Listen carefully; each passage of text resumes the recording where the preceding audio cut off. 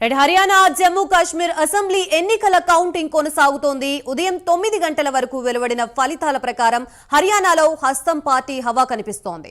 మొత్తం 90 స్థానాలకు గాను ఇప్పటి వరకు కాంగ్రెస్ 32 స్థానాల్లో ఆధిక్యంలో దూసుకువెళుతోంది. అటు బీజేపీ కూడా గట్టి పోటీనిస్తోంది. ప్రస్తుతం 29 స్థానాల్లో ముందంజలో ఉంది. దీంతో ఇక్కడ ప్రధాన పార్టీల మధ్య గట్టి పోటీ నెలకొంది. ఇక ఇండియన్ నేషనల్ లోక్ దళ ఒక స్థానంలో, ఇతరులు 4 స్థానాల్లో ఆధిక్యంలో ఉన్నారు. ఆమ్ ఆద్మీ పార్టీ ఆప్ ఇప్పటి వరకు ఖాతా తెరవలేదు.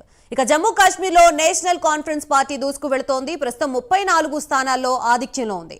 అటు బీజేపీ 23, పీడీపీ 4, కాంగ్రెస్ 8 స్థానాల్లో ముందంజలో ఉన్నాయి. ఇతరులు 4 స్థానాల్లో ఆధిక్యంలో కొనసాగుతున్నారు.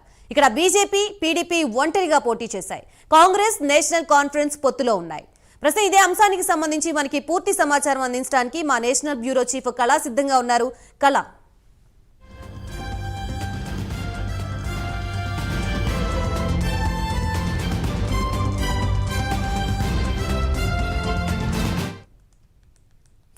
ప్రస్తుతం ఇదే అంశానికి సంబంధించి మనకి పూర్తి సమాచారం అందించడానికి మా నేషనల్ బ్యూరో చీఫ్ కళా సిద్ధంగా ఉన్నారు. కళా, చెప్పండి, మొత్తంగా జమ్మూ కాశ్మీర్, హర్యానాలో ఈరోజు ఎన్నికల ఫలితాలు విడుదల నేపథ్యంలో ప్రతి ఒక్కరూ ఉత్కంఠగా ఎదురు చూస్తున్న పరిస్థితి. ఎవరు ఆధిక్యంలోకి రాబోతున్నారు అనే దాని గురించి ప్రస్తుతం అక్కడ ఎటువంటి సిచ్యువేషన్ నెలకొంది? దీనికి సంబంధించి పూర్తి అప్డేట్స్ ఏంటి? గాయత్రి, కొద్దిసేపటి క్రితమే ఎన్నికల కౌంటింగ్ ప్రారంభమైంది. మనం చూస్తూనే ఉన్నాం. అసలు కాంగ్రెస్ ఉదయం కౌంటింగ్ ప్రారంభం కాగానే ఆధిక్యంలో ఉన్నటువంటి విషయం తెలియగానే ఇక్కడ ఏఐసీసీకి సంబంధించినటువంటి దగ్గర కార్యకర్తలందరూ కూడా ఎంతో సంబరాలకు మొత్తం కూడా ప్రారంభించారు. అయితే ముఖ్యంగా మనం హర్యానా విషయానికి వస్తే మొట్టమొదటిసారిగా హర్యానాకి సంబంధించినటువంటిది వినేష్ ఫోగట్ రెజ్లర్ కి సంబంధించినటువంటి ఎఫెక్ట్ మాత్రం చాలా రాష్ట్ర వ్యాప్తంగా కూడా మనకి కనపడుతుంది. అయితే హర్యానా అసెంబ్లీ ఎన్నికల్లో దాదాపు మొత్తం 90 సెగ్మెంట్లకు అసెంబ్లీ స్థానాలకు ఎన్నిక జరిగింది. అయితే ఇందులో మాత్రం ఇప్పటి వరకు మాత్రము కాంగ్రెస్ ముందంజలో ఉన్నట్లు కూడా మనకి సమాచారం ఉంది.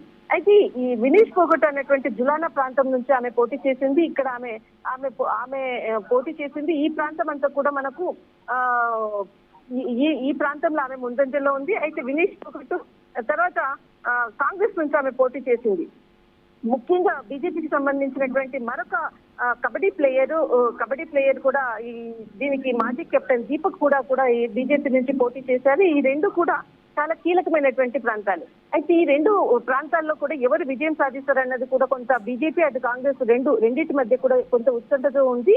అయితే ఇక్కడ మనకు కాంగ్రెస్ కి సంబంధించినటువంటిది అయితే జులానా నుంచి మాత్రం ఈయన ముందంజలో ఉన్నారు.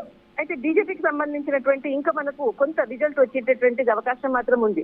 అయితే ఒకసారి మార్నింగ్ నుంచి చూసినటువంటి ఏదైతే ఎలక్షన్ రిజల్ట్ కి సంబంధించినటువంటిది మాత్రం కాంగ్రెస్ కొంత ముందంజలో ఉంది. కానీ జమ్మూ కాశ్మీర్ కి సంబంధించింది మాత్రము కూటమి అంటే అక్కడ నేషనల్ కాన్ఫరెన్స్ కొంత ముందంజలో కనిపిస్తుంది. ఒమర్ అబ్దుల్లా పోటీ చేసినటువంటి 2 ప్రాంతాల్లో కూడా ముందంజలో ఉన్నట్లు కూడా కౌంటింగ్ లో మనకి కనపడుతుంది. ఒమర్ అబ్దుల్లా 2 స్థానాల్లో పోటీ చేశారు. గందేర్బూల్ తర్వాత బుద్దాంలో 2 స్థానాల్లో కూడా ఆయన ముందంజలో ఉన్నారు. మొత్తం మీద మాత్రము జమ్మూ కాశ్మీర్ లో కొంత మనకు ఎవరు ఆధిక్యంలో ఉన్నటువంటి విషయానికి మాత్రం కొంతసేపట్లో తెరపడనుంది.